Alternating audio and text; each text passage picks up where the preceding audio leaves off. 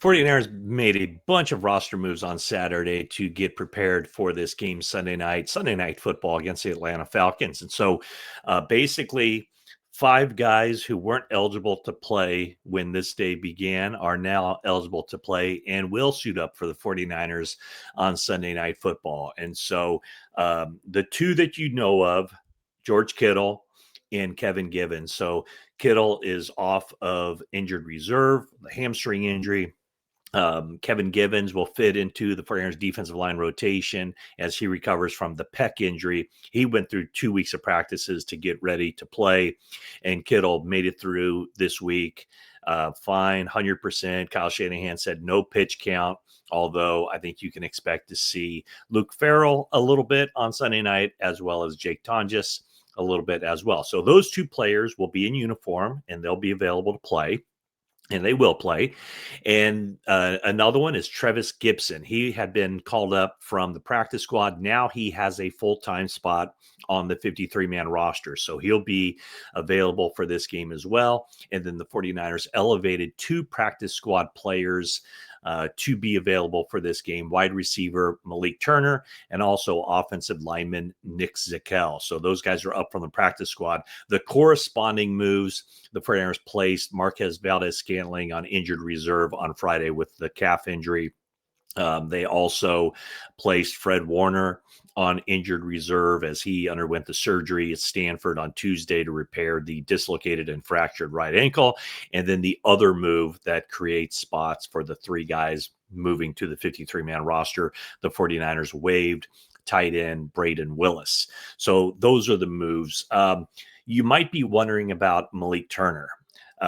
This means he will be active for this game over Jordan Watkins, and you might wonder why. Watkins showed a lot of promise in the offseason program, got off to a very good start in training camp. Then he had that high ankle sprain coming out of that first preseason game. And then recently he's been sidelined with a calf injury. The issue with Watkins right now is that because he just hasn't played any football in quite some time, I think this is by and large a redshirt year for him. Ricky Pearsall is out for this game with his knee injury. And so when the 49ers have their wide receivers that they're going to activate for the game, they always have five wide receivers active. So they're going to have Juwan Jennings up, Kendrick Bourne. Those are the two starters. The third receiver will be Demarcus Robinson. And then the fourth guy that they would have up is Sky Moore to handle the punt return duties. So the fifth guy has to be a special teams player, and that's why Malik Turner gets the call. Primarily special teams, might play a handful of snaps on offense as well. So I'm not quite sure exactly why Nick Zakelj is active for this game, because none of the 49ers offensive linemen are questionable or anything of that nature. Dominic Pooney didn't practice the whole week, but he wasn't listed on the injury report, so it's not like they need him there. So we'll see what the plan is for Nick Zakelj. He'll be active, so who does that mean won't be active for that game? That'll be worth watching. Also, of the guys who will be active, Nick Martin will make his NFL debut. The injury to Fred Warner opens up that door for a linebacker to step in there. And, Nick Martin isn't going to play defense. At least foreigners hope he doesn't play defense, because that means that they will have needed somebody to step in and play. So his first getting in there, first foray into NFL football will be on special teams. And that's an area where I think he should be pretty good. He should be. He's got speed. He's aggressive. He has an opportunity to help the 49ers out on special teams. Now, quite clearly, the 49ers didn't think that he was up to that level previously, or he would have been active, but certainly an area where he can distinguish himself a little bit. So let's just go through the injury report. Brock Purdy is out for this game. He did more in practice this week than last week. And we'll see what the future holds, whether he'll be available for that Week 8 game. But right now, not ready. And so Mac Jones gets another start, third straight start for Mac Jones, fifth start of the season. And what Shanahan said was that whenever Brock Purdy is ready to go, he'll be the starter. They're not going to like ease him in and have him be the backup 1 week and then start the next week. The idea is if he's good enough to play, he's good enough to play, and he will play. So Brock Purdy is out. Ricky Pearsall is out. Yetur Gross-Matos is out. That's with a hamstring. That still might be a little bit of time for him. The guys who are questionable in this game, Upton Stout listed with a shoulder injury, but Shanahan said that Stout hurt his ankle late in, he said, the last play of practice on Thursday. So Stout is questionable entering this game. Renardo Green also questionable with the neck injury. And now Kevin Givens was originally listed as questionable, but now that he's been put on the 53-man roster, I think we can eliminate questionable and he will suit up and play. I mentioned Marquez Valdez-Scantling going on injured reserve. That's with a calf injury. And so the 5 wide receivers up for this game should be Bourne, Jennings, Robinson, Moore, and Turner.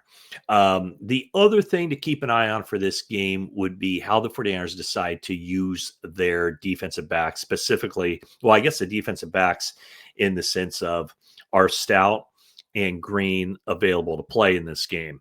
Listed as questionable.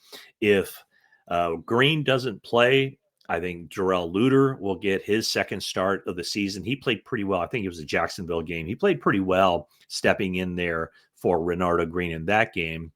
And then as far as Stout goes, I know Kyle Shanahan was asked about Diamador Lenore sliding inside and playing nickelback, but I would think that the 49ers would just go with what they've been doing previously. Anytime they needed somebody to step in for Stout, that would be Chase Lucas. So 49ers right now, my guess would be if those two guys don't play, it would be Darrell Luter on the outside with Diamador Lenore on the other side, and then the nickel back would be Chase Lucas. But the area where the 49ers are kind of in a process of figuring out what exactly to do, how exactly to handle this situation as the season goes on is at the safety spot. And here's what I think will happen is that last week it was Marquise Siegel and Jair Brown starting, and then Malik Mustafa mixed in with Siegel.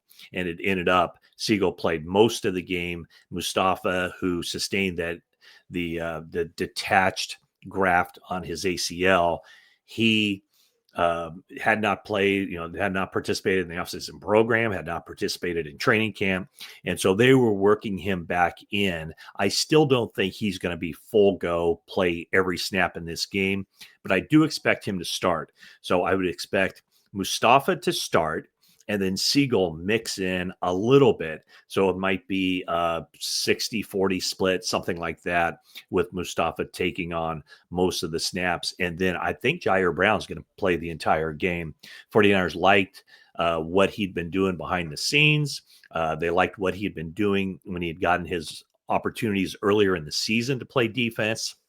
And, and I think the play of Jason Pinnock and Marquise Siegel left the door open just enough for Jair Brown to take advantage of that opportunity.